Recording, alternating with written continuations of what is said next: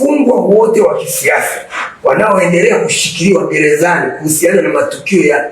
Oktoba 29, 2025 waachiliwe mara moja, na bila masharti yoyote, ikiwepo mwenyekiti wa Chadema Tundu Lissu.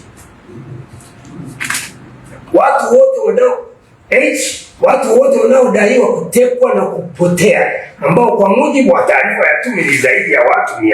700. Naam, watazamaji wangu, hali ya kisiasa inazidi kuchukua sura mpya baada ya kauli nzito kutoka kwa mwanazuoni maarufu Azaveli. Kwani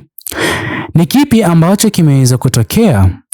Na kwa nini sasa wanataka Tundu Lissu pamoja na Mheshimiwa Humphrey Polepole waachiwe huru haraka iwezekanavyo? Usiondoke. Ila mtazamaji wangu, kama ni mara ya kwanza kupatana na video zetu, itaweza kuwa ni jambo jema kuchukua sekunde yako moja kubonyeza maneno yaliyoandikwa subscribe chini ya video hii. Muhimu kabisa uweze kulike na kushare video hii kwa makundi mawili ama matatu.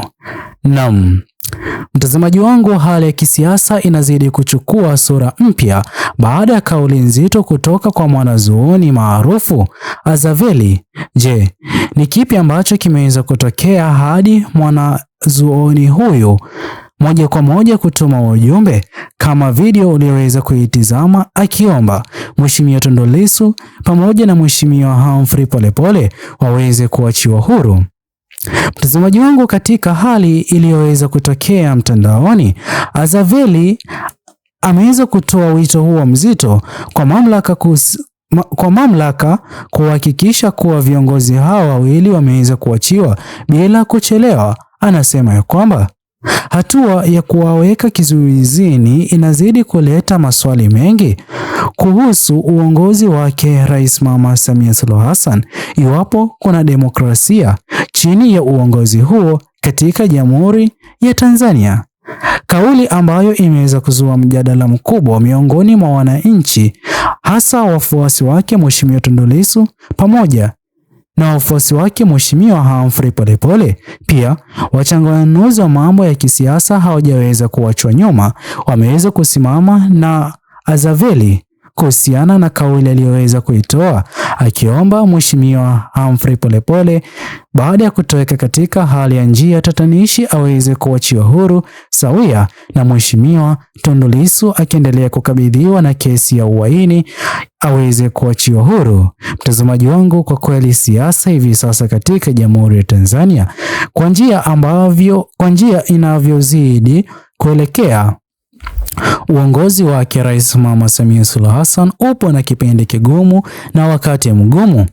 kuaminisha wananchi wa Tanzania kwa yale yote wanayozidi kuyafanya kwa siri, wakiamini kwamba Watanzania wataweza kunyamazia kimya swala hili. Ila hii hapa, mtazamaji wangu, ni habari njema kwa wafuasi wake Mheshimiwa Tundu Lissu pamoja na Mheshimiwa Humphrey Polepole. Tumekuwa tukishuhudia baadhi ya viongozi ni kwa umbali ambapo wamekuwa na nguvu ya kisiasa ya aina hii kujitokeza na kuongelesha uongozi ulioko madarakani ya kwamba ni vyema kuachia huru wale wote walioweza kutekwa na wale wote walioweza kukamatwa kutokana na maandamano yaliyoweza kufanyika ya amani.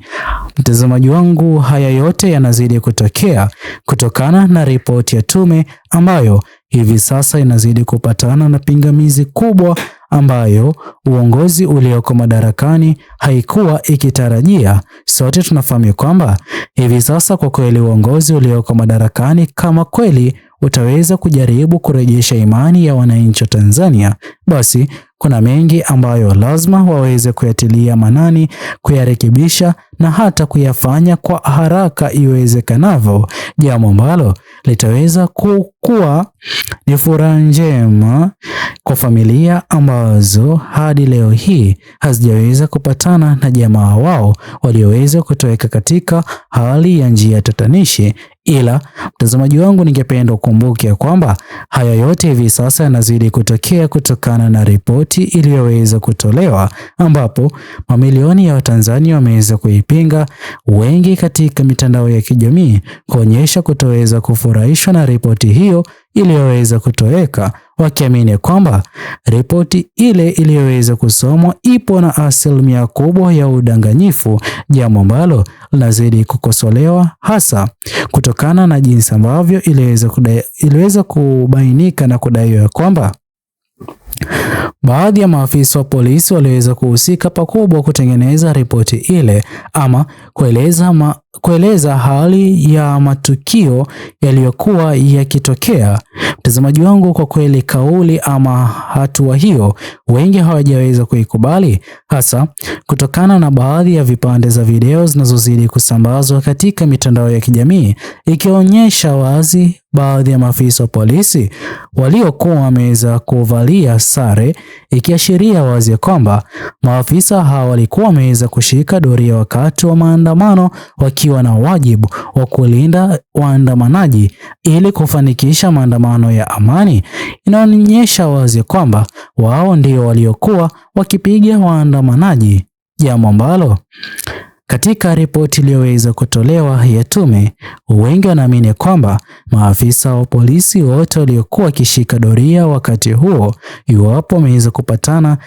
na nafasi ya kutoa maoni yao kutokana na hali ilivyokuwa tata wakati wa maandamano ya amani, basi moja kwa moja watakuwa wameweza kutoa ripoti isiyokuwa ya kweli ambayo Watanzania waliokuwa wakitarajia. Kwani iwapo mtazamaji wangu, afisa huyo ataweza kuzungumza kweli na kipindi na wakati ambapo itaweza kubainika kwamba aliweza kuwa akishika doria wakati waandamanaji walikuwa wakipigwa risasi na kuaga dunia, basi huenda wangeweza kujikuta